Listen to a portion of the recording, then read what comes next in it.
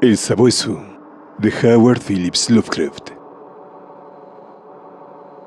En mis torturados oídos resuenan incesantemente un chirrido y un aleteo de pesadilla, y un breve ladrido lejano como el de un gigantesco sabueso. No es un sueño, y temo que ni siquiera sea locura, ya que son muchas las cosas que me han sucedido para que pueda permitirme esas misericordiosas dudas. Saint John es un cadáver destrozado. Únicamente yo sé por qué, y la índole de mi conocimiento es tal que estoy a punto de saltarme la tapa de los sesos, por miedo a ser destrozado del mismo modo.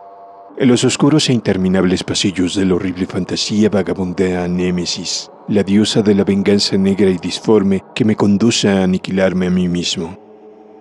Que perdone el cielo la locura y la morbosidad que atrajeron sobre nosotros tan monstruosa suerte. Hartos ya con los tópicos de un mundo prosaico, donde incluso los placeres de romance y de la aventura pierden rápidamente su atractivo, Saint John y yo habíamos seguido con entusiasmo todos los movimientos estéticos e intelectuales que prometían terminar con nuestro insoportable aburrimiento. Los enigmas de los simbolistas y los éxtasis de los prerrafaelistas fueron nuestros en su época, pero cada nueva moda quedaba vaciada demasiado pronto de su atrayente novedad. Nos apoyamos en la sombría filosofía de los decadentes, y a ella nos dedicamos aumentando paulatinamente la profundidad del diabolismo de nuestras penetraciones. Baudelaire y Huysmans no tardaron en hacerse pesados, hasta que finalmente no quedó ante nosotros más camino que el de los estímulos directos provocados por anormales experiencias y aventuras personales. Aquella espantosa necesidad de emociones nos condujo eventualmente por el detestable sendero que incluso en mi actual estado de desesperación menciono con vergüenza y timidez: el odioso sendero de los saqueadores de tumbas. No puedo revelar los detalles de nuestras impresionantes expediciones, ni catalogar siquiera en parte el valor de los trofeos que adornaban el anónimo museo que preparamos en la enorme casa donde vivíamos Saint John y yo, solos y sin criados. Nuestro museo era un lugar sacrílego, increíble, donde con el gusto satánico de neuróticos dilettanti habíamos reunido un universo de terror y de putrefacción para excitar nuestras viciosas sensibilidades. Era una estancia secreta, subterránea, donde unos enormes demonios alados esculpidos en basalto y ónice vomitaban por sus bocas abiertas una extraña luz verdosa y anaranjada, en tanto que unas tuberías ocultas hacían llegar hasta nosotros los olores que nuestro estado de ánimo apetecía. A veces el aroma de pálidos lirios fúnebres, a veces el narcótico incienso de unos funerales en un imaginario templo oriental, y a veces, ¿cómo me estremezco al recordarlo?, la espantosa fetidez de una tumba descubierta. Alrededor de las paredes de aquella repulsiva estancia había féretros de antiguas momias, alternando con hermosos cadáveres que tenían una apariencia de vida, perfectamente embalsamados por el arte del moderno taxidermista y con lápidas mortuorias arrancadas de los cementerios más antiguos del mundo. Aquí y allá, unas hornacitas contenían cráneos de todas las formas y cabezas conservadas en diversas fases de descomposición. Allí podían encontrarse las podridas y calvas coronillas de famosos nobles y las tiernas cabecitas doradas de niños recién enterrados. Había allí estatuas y cuadros, todos de temas perversos y algunos realizados por Saint John y por mí mismo. Un portafolio cerrado, encuadernado con piel humana curtida, contenía ciertos dibujos atribuidos a Goya y que el artista no se había atrevido a publicar. Había allí nauseabundos instrumentos musicales, de cuerda, de metal y de viento, en los cuales Saint John y yo producíamos a veces disonancias de exquisita morbosidad y diabólica lividez. Y en una multitud de armarios de caoba reposaba la más increíble colección de objetos sepulcrales nunca reunidos por la locura y la perversión humanas. Acerca de esa colección debo guardar un especial silencio. Afortunadamente, tuve el valor de destruirla mucho antes de pensar en destruirme a mí mismo. Las expediciones en el curso de las cuales recogíamos nuestros nefandos tesoros eran siempre memorables acontecimientos desde el punto de vista artístico. No éramos vulgares vampiros, sino que trabajábamos únicamente bajo determinadas condiciones de humor, paisaje, medio ambiente, tiempo, estación del año y claridad lunar. Aquellos pasatiempos eran para nosotros la forma más exquisita de expresión estética y concedíamos a sus detalles un minucioso cuidado técnico. Una hora inadecuada, Un pobre efecto de luz o una torpe manipulación del húmedo césped destruían para nosotros la esquiciante sensación que acompañaba la exhumación de algún ominoso secreto de la tierra. Nuestra búsqueda de nuevos escenarios y condiciones excitantes era febril e insaciable. Saint John abría siempre la marcha, y fue él quien descubrió el maldito lugar que agarró sobre nosotros una espantosa e inefable fatalidad. Qué desdichado destino nos atrajo hasta aquel horrible cementerio holandés. Creo que fue el oscuro rumor, la leyenda acerca de alguien que llevaba enterrado allí 5 siglos, alguien que en su época fue un saqueador de tumbas y había robado un valioso objeto del sepulcro de un poderoso. Recuerdo la escena de aquellos momentos finales, la pálida luna otoñal sobre las tumbas, proyectando sombras alargadas y horribles, los grotescos árboles, cuyas ramas descendían tristemente hasta unirse con el descuidado césped y las estropeadas losas, las legiones de murciélagos que volaban contra la luna, la antigua capilla cubierta de hiedra y apuntando con un dedo espectral al pálido cielo, los fosforescentes insectos que danzaban como fuegos fatuos sobre las tejas de un alejado rincón, los olores a moho, a vegetación y a cosas menos explicables que se mezclaban débilmente con la brisa nocturna procedente de lejanos mares y pantanos. Y lo peor de todo, el triste aullido de algún gigantesco sabueso al cual no podíamos ver ni situar de un modo concreto. Al oírlo nos estremecimos, recordando las leyendas de los campesinos, ya que el hombre que tratábamos de localizar habíase encontrado hacía siglos en aquel mismo lugar, destrozado por las arpas y los colmillos de un execrable animal. Recuerdo cómo cavábamos la tumba del vampiro con nuestras azadas y cómo nos estremecimos ante el cuadro de nosotros mismos. La tumba, la pálida luna vigilante, las horribles sombras, los grotescos árboles, los murciélagos, la antigua capilla, los danzantes fuegos fatuos, los nauseabundos olores, la gimiente brisa nocturna y el extraño aullido de cuya existencia objetiva apenas podíamos estar seguros. Luego nuestros azadones chocaron contra una sustancia dura y no tardamos en descubrir una enmohecida caja de forma oblonga. Era increíblemente recia, pero tan vieja que finalmente conseguimos abrirla y regalar nuestros ojos con su contenido. Mucho, sorprendentemente mucho era lo que quedaba del cadáver, a pesar de los 500 años transcurridos. El esqueleto, aunque aplastado en algunos lugares por las mandíbulas de la cosa que le habían producido la muerte, se mantenía unido con asombrosa firmeza, y nos inclinamos sobre el descarnado cráneo con sus largos dientes y sus cuencas vacías, en los cuales habían brillado unos ojos con una fiebre semejante a la nuestra. En el ataúd había un amuleto de exótico diseño que, al parecer, estuvo colgado del cuello del durmiente. Representaba a un sabueso alado o a una esfinge con un rostro semicanino y estaba exquisitamente tallado al antiguo gusto oriental en un pequeño trozo de jade verde. La expresión de sus rasgos era sumamente repulsiva, sugeridora de muerte, de bestialidad y de odio. Alrededor de la base llevaba una inscripción en unos caracteres que ni Saint John ni yo pudimos identificar, y en el fondo, como un sello de fábrica, aparecía grabado un grotesco y formidable cráneo. En cuanto echamos la vista encima del amuleto supimos que debíamos poseerlo, que aquel tesoro era evidentemente nuestro botín, aun en el caso de que nos hubiera resultado completamente desconocido lo que hubiéramos deseado. Pero al mirarlo más de cerca nos dimos cuenta de que nos parecía algo familiar. En realidad era ajeno a todo arte y literatura conocida por lectores cuerdos y equilibrados. Pero nosotros reconocimos en el amuleto la cosa sugerida en el prohibido Necronomicon del árabe loco Abdul-Azhar, el horrible símbolo del culto de los devoradores de cadáveres de la inaccesible Len en el Asia Central. No nos costó ningún trabajo localizar sus siniestros rasgos descritos por el antiguo demonólogo árabe, unos rasgos extraídos de alguna oscura manifestación sobrenatural de las almas de aquellos que fueron vejados y devorados después de muertos.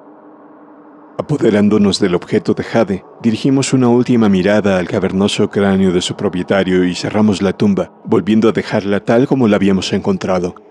Mientras nos marchábamos apresuradamente del horrible lugar, con el amuleto robado en el bolsillo de Saint John, nos pareció ver que los murciélagos descendían en tropel hacia la tumba que acabábamos de profanar, como si buscaran en ella algún repugnante alimento. Pero la luna del otoño brillaba muy débilmente y no pudimos saberlo a ciencia cierta.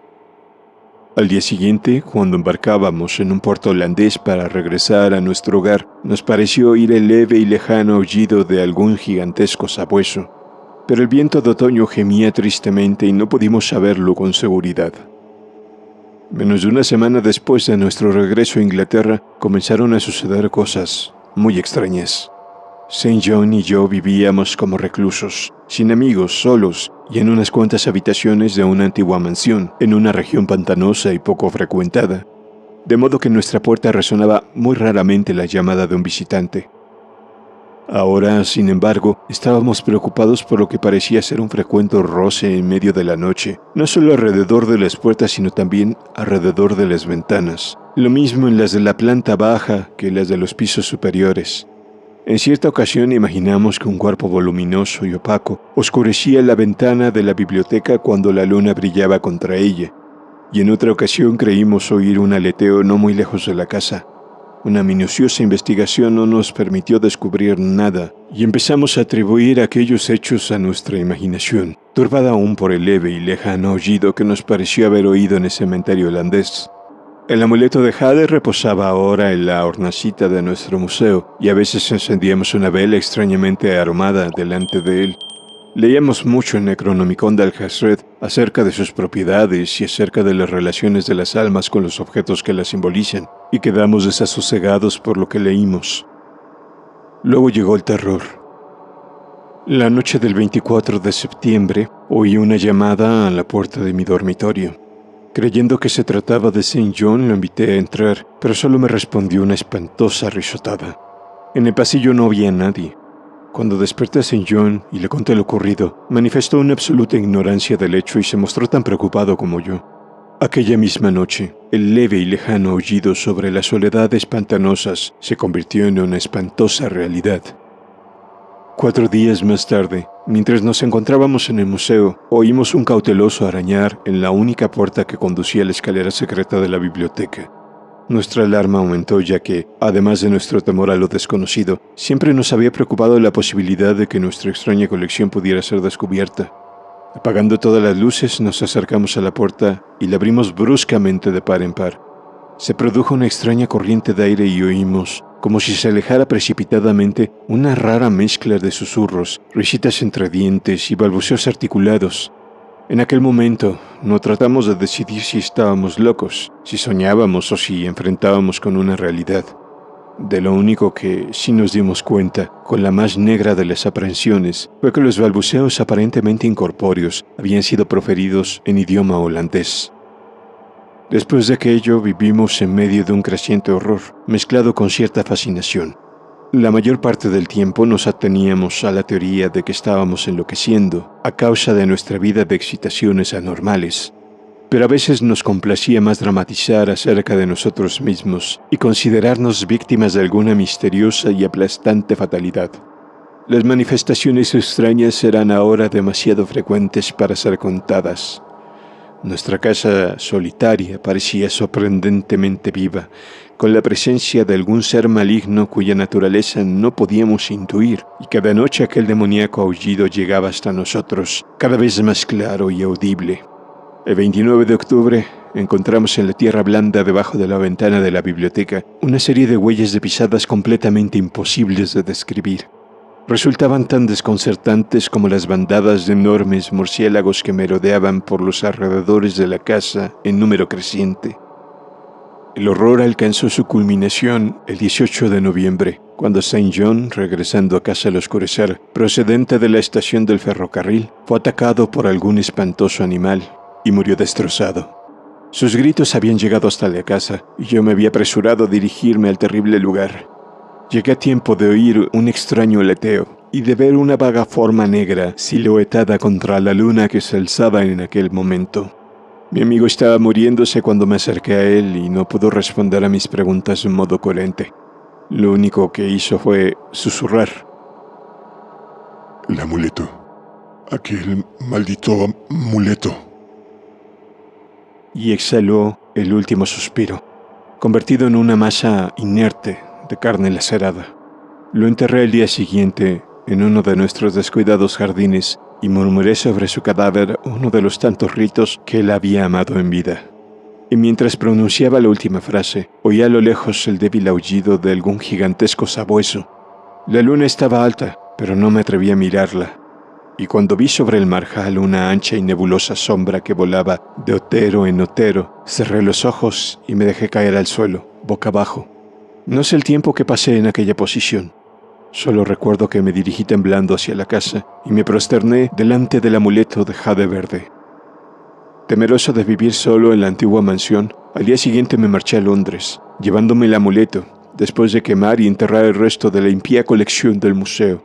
Pero al cabo de 3 noches, oí de nuevo el aullido, y antes de una semana comencé a notar unos extraños ojos fijos en mí en cuanto oscurecía. Una noche, mientras paseaba por el malecón Victoria, vi que una sombra negra oscurecía uno de los reflejos de las lámparas en el agua.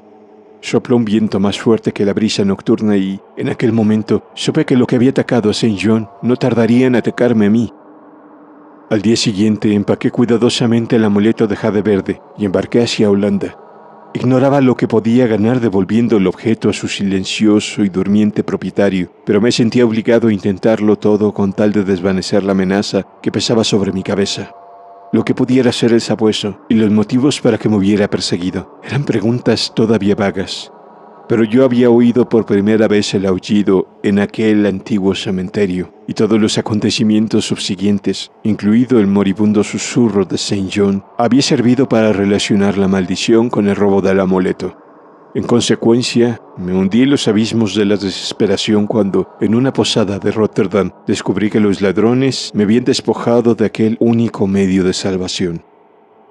Aquella noche el aullido fue más audible, y por la mañana leí en el periódico un espantoso suceso acaecido en el barrio más pobre de la ciudad. En una miserable vivienda habitada por unos ladrones, toda una familia había sido despedazada por un animal desconocido que no dejó ningún rastro. Los vecinos habían oído durante toda la noche un leve, profundo e insistente sonido, semejante al aullido de un gigantesco sabueso. Al anochecer me dirigí de nuevo al cementerio, donde una pálida luna invernal proyectaba espantosas sombras, y los árboles sin hojas inclinaban tristemente sus ramas hacia la marchita hierba y las estropeadas losas. La capilla cubierta de hiedra apuntaba al cielo un dedo burlón, y la brisa nocturna gemía de un modo monótono procedente de helados marjales y frígidos mares.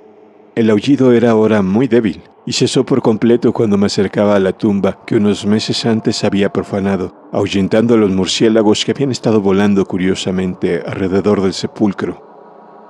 No sé por qué había acudido allí, a menos que fuera para rezar o para murmurar dementes explicaciones y disculpas al tranquilo y blanco esqueleto que reposaba en su interior. Pero, cualesquiera que fueran mis motivos, ataqué el suelo medio helado con una desesperación parcialmente mía y parcialmente de una voluntad dominante ajena a mí mismo. La excavación resultó mucho más fácil de lo que había esperado, aunque en un momento determinado me encontré con una extraña interrupción. Un esquelético buitre descendió del frío cielo y picoteó frenéticamente la tierra de una tumba hasta que lo maté con un golpe de azada. Finalmente, dejé al descubierto la caja oblonga y saqué la enmohecida tapa. Aquel fue el último acto racional que realicé, ya que en el interior del viejo ataúd, rodado de enormes y soñolientos murciélagos, se encontraba lo mismo que mi amigo y yo habíamos robado, pero ahora no estaba limpio y tranquilo como lo habíamos visto entonces, sino cubierto de sangre reseca y de jirones de carne y de pelo, mirándome fijamente con sus cuencas fosforescentes. Sus colmillos ensangrentados brillaban en su boca entreabierta en un rictus burlón, como si se mofara de mi inevitable ruina. Y cuando aquellas mandíbulas dieron paso a un sardónico aullido, semejante al de un gigantesco sabueso, y vi que en sus sucias garras empuñaba el perdido y fatal amuleto de jade verde, eché a correr, gritando estúpidamente hasta que mis gritos se disolvieron en estallidos de risa histérica. La locura cabalga a lomos del viento. Garras y colmillos afilados en siglos de cadáveres. La muerte en una bacanal de murciélagos procedentes de las ruinas de los templos enterrados de Belial. Ahora, a medida que oigo mejor el aullido de la descarnada monstruosidad y el maldito aleteo resuena cada vez más cercano, yo me hundo con mi revólver en el olvido. Mi único refugio contra lo desconocido.